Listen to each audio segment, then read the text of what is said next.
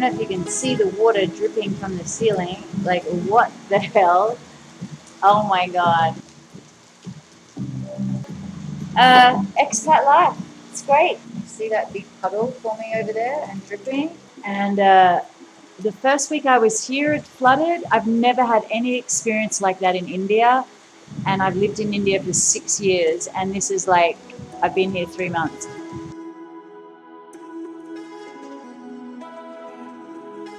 So I'm not really sure what it is and the reasons why I had to come and live here. But here I am. And again, I will reiterate that I did it only 5 months ago in the middle of a pandemic. You would think, and I guess this is probably worldwide, not just here, but you would think that people would bring the prices down. But here, no, the prices are going up. I'm paying about 2.5 times more than what I was paying in India for rent. And to me, that's like a lot, you know? So if you have something broken in the house, then it's your responsibility to fix it. Well, I love the area and the house is actually pretty good. You saw that in my last video, so you got to see it a little bit. But this house has just had constant things wrong with it, like major things. There's been lots of little things that happen.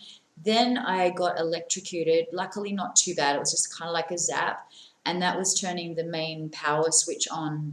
After that, some other things happened, like minor things. And well, actually, to me, they're big things. So my fridge had stopped working. Oh, and also the washing machine stopped working.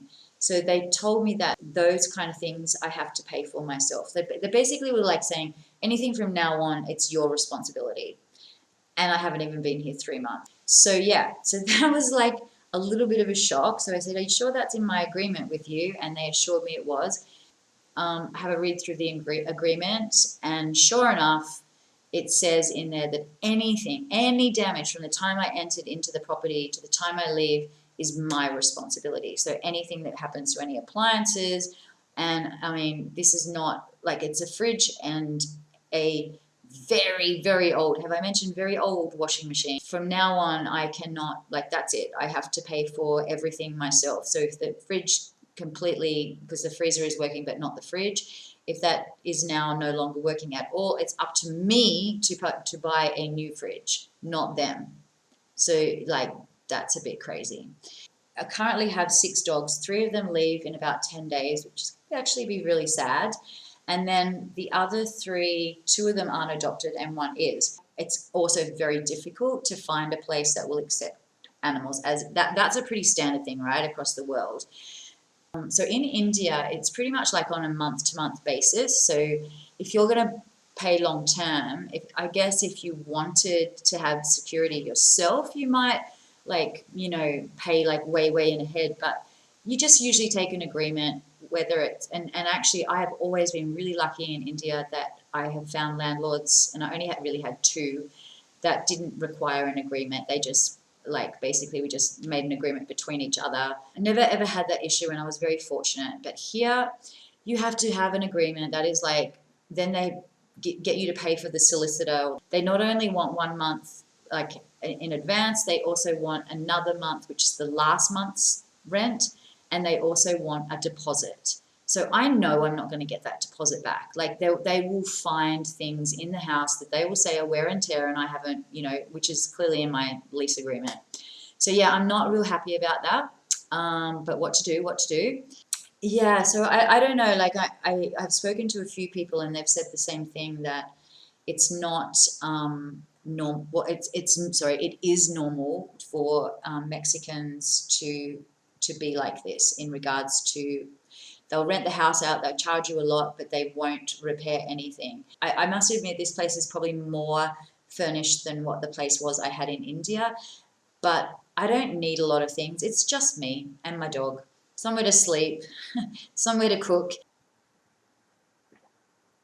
In Australia, we say smoko. Gonna have a smoko break. Or just, actually, we don't say smoko break. We just say, I'm gonna, it's smoko time, or smoko. Anyway.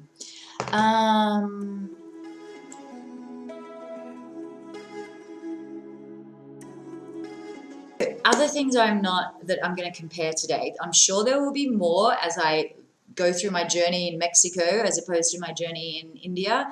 So I don't really like shopping, but I have to do it a lot, especially when it comes to food, okay? So because of my business. So when I'm shopping in India, I used to have it all planned, like everything was just lined up for me. It was great. I had a shop that did international sort of food style things, and I had a little like corners type shop, like we call them corner shops in Australia. And he was great. Actually, there was probably a few of them that I had, but one that was particularly my corner shop because it was closest to home. And then I had like a little town, which was about 5 to 10 minutes if I needed anything. Anything else, I just got it on Amazon. And that brings me to my point. Amazon is fantastic in India. Haven't really experienced the same thing here. It's very expensive here. The search, it's not as good as Amazon India, and I do believe Amazon India is probably one of the best Amazons in the world. If you went through my history of what I bought on Amazon in India, my God, like it's just pages and pages. And I was probably only using it for about 2.5 years, maybe out of the 6 years that I was there. So yeah, it was pretty full on. But here, I think I've had 2 deliveries. And I think maybe three deliveries, but 2 orders. But I have found another shop that does more of like international like ingredients that I need, and they deliver really quick, really fast, but their prices are very high. So far, unfortunately, Mexico is not winning. So yeah, that's it. So if you're thinking about moving to, and again, remember this is only going on the areas that I live in, and that was Palalim in Goa. And I'm not going to tell you exactly where I am in the Yucatan, but I'm in Yucatan in Mexico, on the coast of Merida. So, you know, if you're looking around those areas for comparison, that's my comparison for you. I hope that you all have a wonderful day or evening or weekend, wherever you are in your week. And I will see you very soon. Love you all. And thank you for subscribing as always. And if you're new to the channel, thank you for helping me grow. And I will see you soon. Bye bye.